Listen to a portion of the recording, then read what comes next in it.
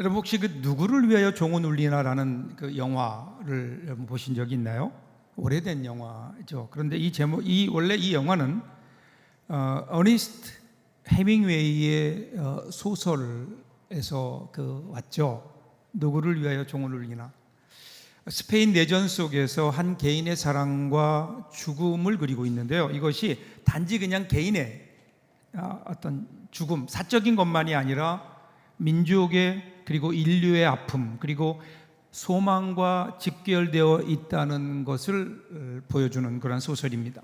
근데 사실 이 말은요, 누구를 위하여 종을 울리나, 이 말은 16세기 영국 성공회의 신부였죠. 잔 던이라는 분의 명상록에 나오는 그 이야기입니다. 누구를 위하여 종을 울리나, 그 종은 바로 너를 위하여 울린다, 이런 대목이 있어요. 여기 이 종은요 조종입니다. 조종. 여러분 조종은 뭔지 아시죠? 사람이 죽었을 때 그 동네에서 울리는 종이었어요.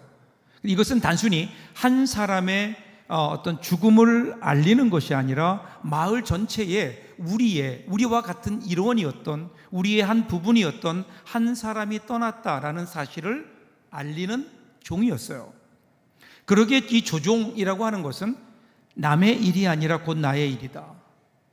누군가가 죽었다고 하는 것은 나와 무관하지 않다. 왜냐하면 우리는 다 연결되어 있기 때문이다. 한 부분이 무너질 때 전체가 흔들리게 되고, 한 사람이 떠날 때 그때 우리는 죽음 앞에서 삶과 죽음의 진실 앞에 설 수 있게 된다는 거예요. 그래서 그 종소리를 들으며 단순한 어떤 한 사람이 죽었다고 하는 것에 대한 애도의 울림이 아니라 살아있는 우리에게 던지는 울림이라는 거죠. 나는 어떻게 살아가고 있는가? 나는 누구와 함께 살아가고 있는가? 그리고 나는 하나님 앞에서 어떤 삶의 흔적을 남기고 있는가? 이 종은 우리를 깨어나게 하는 소리요, 하나님 앞에서 다시 한번 우리의 삶을 성찰하게 만드는 부름입니다. 이런 의미에서 오늘 우리가 읽었던 시편 122편은 하나님께서 우리를 위하여 울리시는 종소리입니다. 오늘 이 종소리를 듣고 우리 다시 한번 우리의 삶이 깨어나는 그런 귀한 은혜가 있기를 주님의 이름으로 축복합니다. 자, 1절 보세요. 이렇게 시작돼요. 사람이 내게 말하기를 여호와의 집에 올라가자 할 때에 내가 기뻐하였도다. 여기서 여호와의 집에 올라가자, 이 말은요 예루살렘으로 순례를 떠나자라고 하는 말입니다. 그러니까 이스라엘 백성들은 1년에 적어도 3차례 유월절, 맥추절, 초막절에 성전을 방문했죠.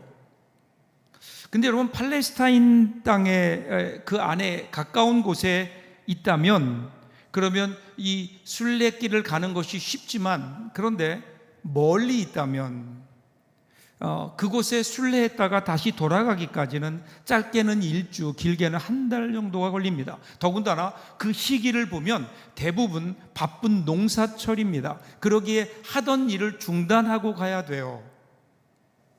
쉽지 않은 겁니다. 그럼에도 불구하고 이 순례의 길을 가는 이유는 뭘까요? 인생에서 가장 중요한, 우리가 본질적으로 가야 할 곳, 우리가 향해야 될 곳이 있음을 알기 때문인 거예요. 그래서 바쁜 일에 빠져서 정말 중요한 일을 잊지 않도록 하나님께서는 순례 예루살렘 성을 향해 나오라는 거예요. 그래서 이 길은 쉽지 않아요.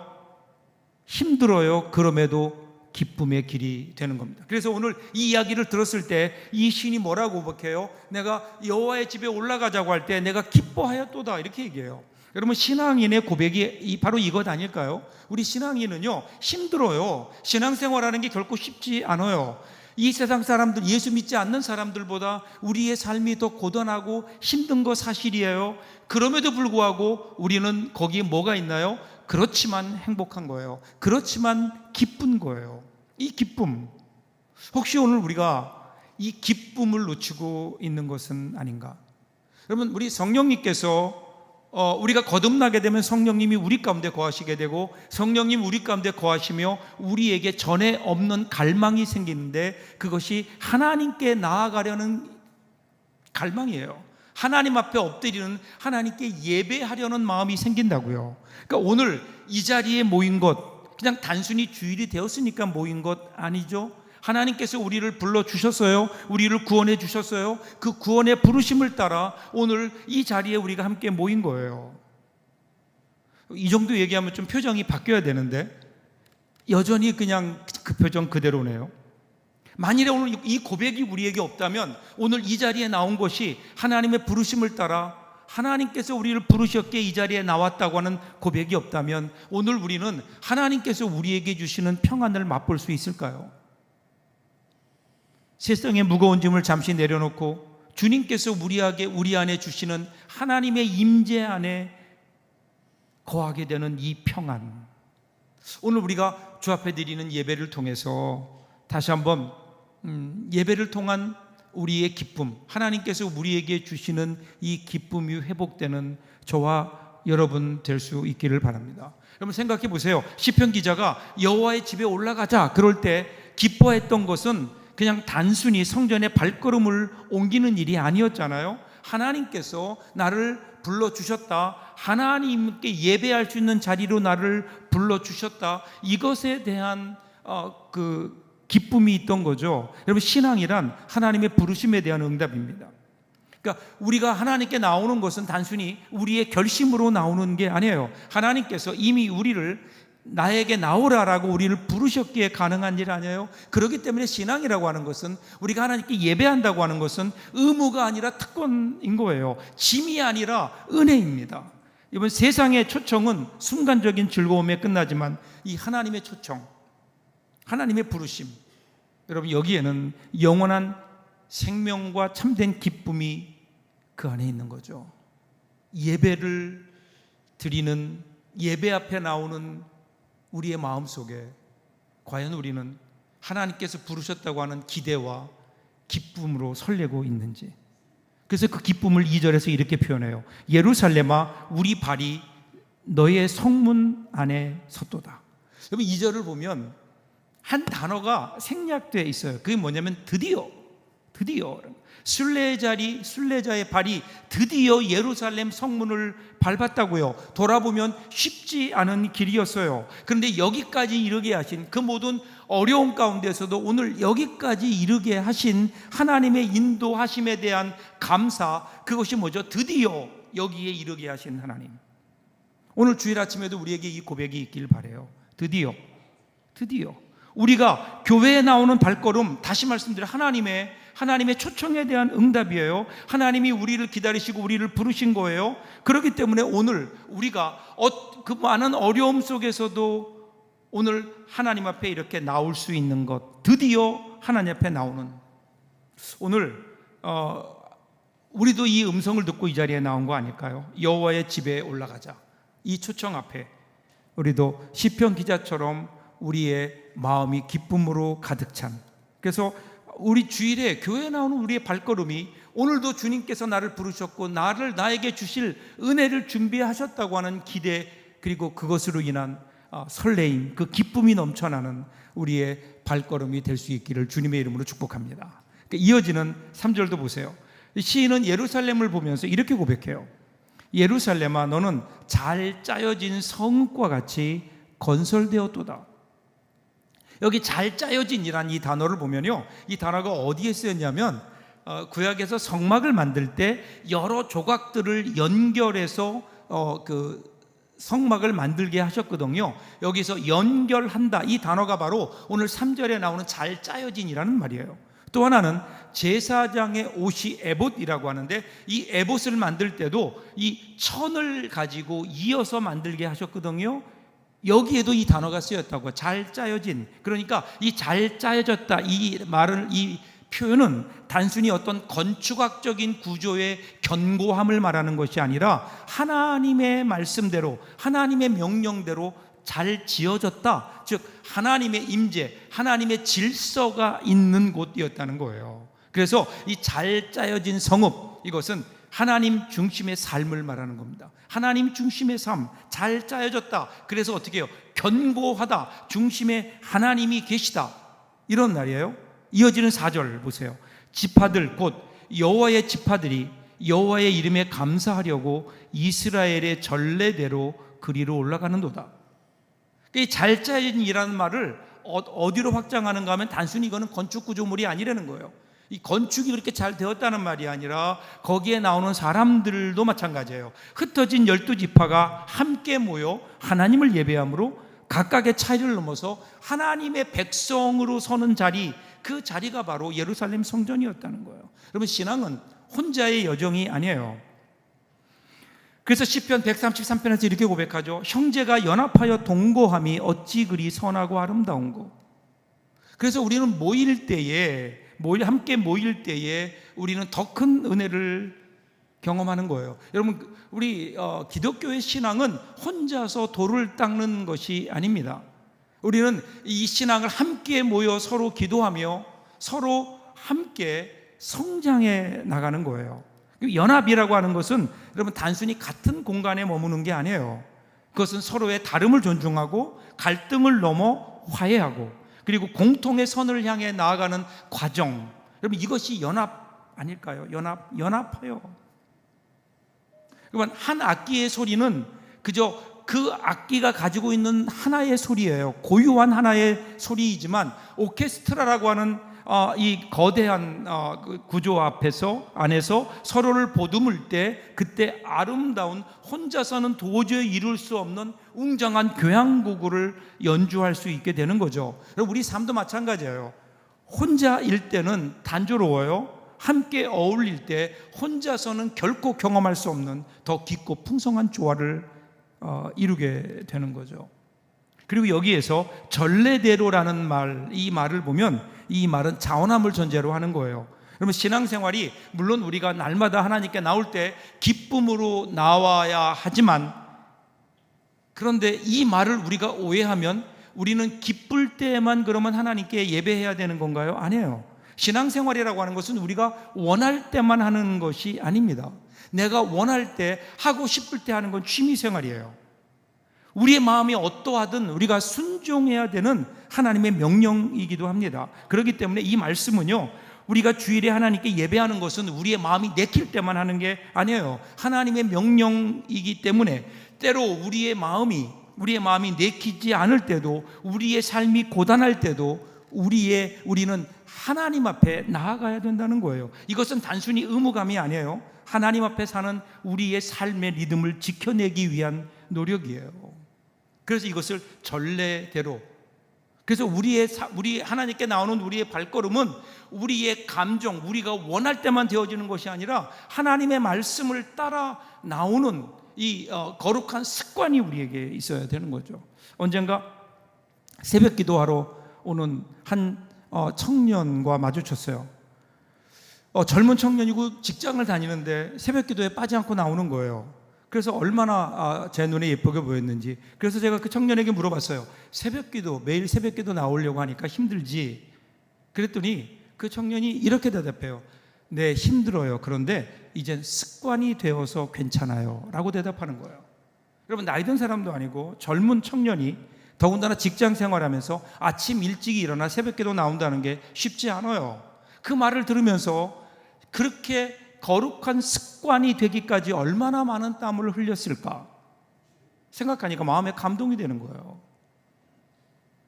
여러분, 신앙은 거룩한 습관이 아닐까요? 우리 주님도 습관을 따라 기도하러 가셨잖아요. 오늘 우리에게 이 거룩한 우리 신앙이 우리의 거룩한 습관이 되고 있는지. 그리고 5절 보세요. 거기에 심판의 보좌를 두셨으니 곧 다윗의 집에 보좌로다.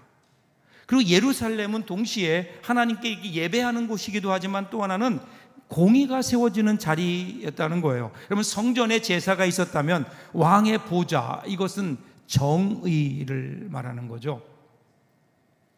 그러니까 다윗의 후손들이 다스리는 보좌, 이 왕의 보좌는 하나님께서 맡기신 통치의 자리였고 그 목적은 권력의 유지가 아니라 하나님의 공의를 세우는 데 있었거든요.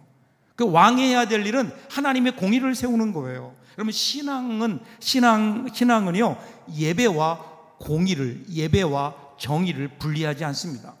그러니까 하나님께 드리는 찬양과 감사가 참되려면 그 삶 속에서 공의와 정의가 실천돼야 되는 거예요. 여러분, 다윗의 보좌가 하나님의 공의를 세우듯 우리의 삶 속에 우리도 작은 보좌에서 하나님의 공의를 드러내야 되지 않을까요? 우리가 성전에서의 예배 드리는 것만큼 우리에게 중요한 것은 우리의 삶 속에서 우리가 공의를 실천하고 하나님의 정의를 이루는,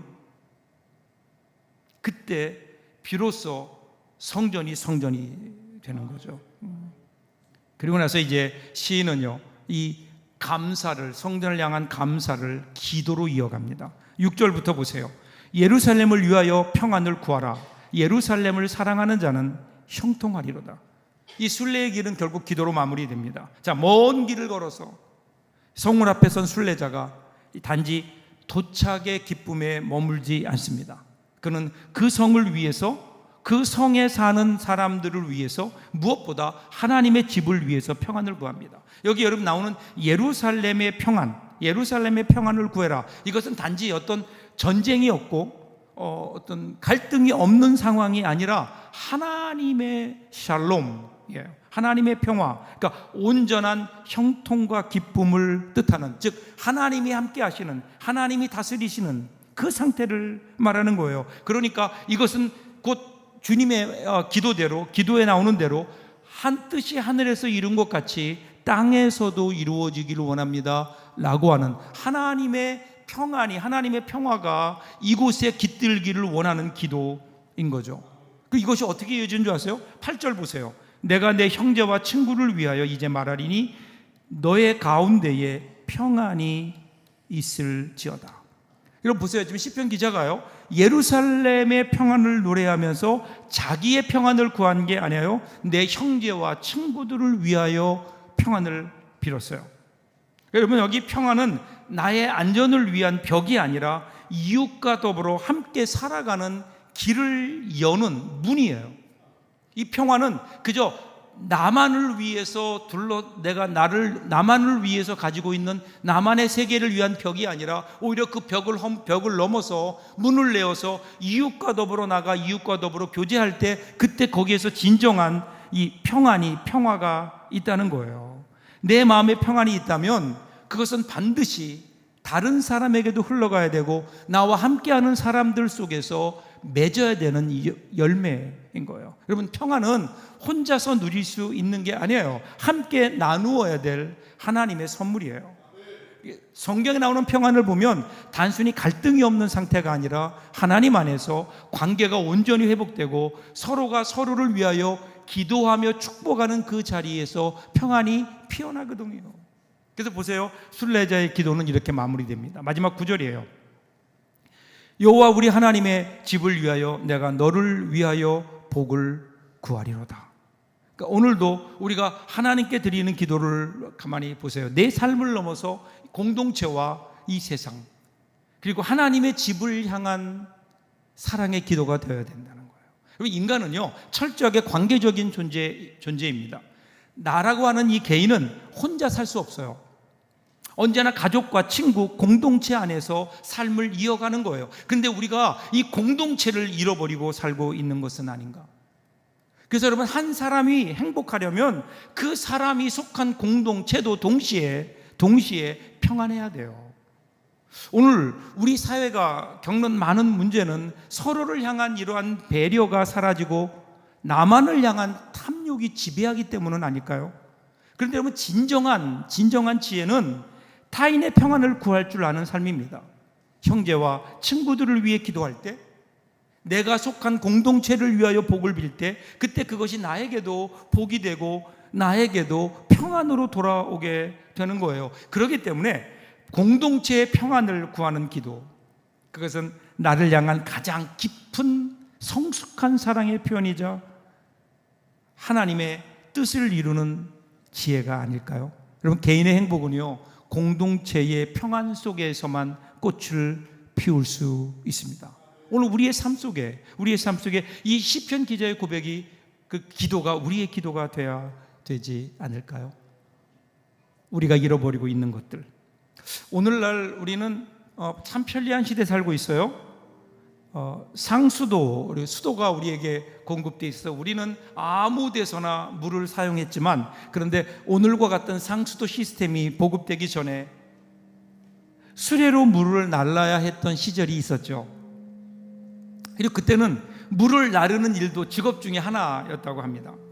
어느 날 이 직업을 가진 아버지가 물을 큰 통에 담아서 수레로 나르는 일을 하고 있었는데 그 아들이 그 아버지를 도와서 그 수레 뒤를 밀고 있는 거예요. 근데 수레의 뒤를 밀던 그 아들이 가만히 보니까 아버지가 끄는 수레에 실린 물통이 오래돼서 조금씩 새고 있는 거예요. 이것을 발견한 아들이 아버지에게, 아버지, 지금 아버지가 가지고 있는 그 통이 너무 낡아서 물이 흐르고 있어요. 물이 새고 있어요. 그러니까 어떻게 해요? 새 물통으로 바꿔야 돼요. 이렇게 말했습니다. 그런데 이 아버지가 한사코 거절하는 거예요. 그럼에도 계속해서 아버지 물통을 바꿔야 돼요 라면서 아버지에게 오히려 따지듯 계속해서 졸라대니까 그런 아들에게 아버지가 잠시 수레를 멈추더니 뒤를 돌아보며 이렇게 얘기합니다. 지금 네가 걸어온 길을 한번 돌아보아라. 그 수레가 다니는 그 길을 돌아보라는 거예요. 아들이 뒤를 돌아보니까 그 수레가 가는 길에 풀이 자라고 있는 거예요. 풀이 자라고 있어요. 조금이나마 물이 떨어지면서 새는 물이 길바닥의 새로운 생명들을 자라게 했던 거죠. 여러분, 우리가 의지를 가지고 큰 뜻을 가지고 큰 물을 붓지 않아도 조금씩 새는 물을 통해서도 생명이 자랄 수 있다는 겁니다. 우리가 남겨주지는 못하지만 새는 것까지 막고 욕심을 부리는 인색한 마음, 그것이 나만 생각하고 이 세상을 삭막하게 만들고 있는 것은 아닐까. 그래서 우리 하나님께서 레위기에서 말씀하셨죠. 너희가 너희 땅에서 곡식을 거둘 때에 너는 밭 모퉁이까지 다 거두지 말고 내 떨어진 이삭도 줍지 말며 내 포도원의 열매를 다 따지 말며 내 포도원에 떨어진 열매도 줍지 말고 가난한 사람과 거류민을 위하여 버려두라. 나는 너희의 하나님 여호와니라. 여러분, 공동체는 그냥 단순히 사람들이 모여 사는 곳이 아닙니다. 이 진정한 공동체는 만들어가는 겁니다. 서로의 삶을 나누고 아픔을 함께 짊어지면서 기쁨을 나눌 때 비로소 거기에 여러분 공동체가 탄생하지 않을까요? 여러분, 한 사람의 고통이 공동체 전체의 고통이 되고 한 사람의 기쁨이 모두의 축제가 되는 곳, 이것이 살아있는 공동체인 거예요. 저절로 이루어지지 않아요. 여기에는 기다림과 용서가 있어야 돼요. 배려와 희생이라는 씨앗이 뿌려져야만 공동체가 자라는 겁니다. 그러기에 나의 것을 조금만 내려놓고 다른 사람들을 좀 더 존중할 때, 그때 여러분 우리의 공동체, 우리의 가정과 우리의 교회와 우리가 속한 곳은 좀 더 건강하게 세워지지 않을까요?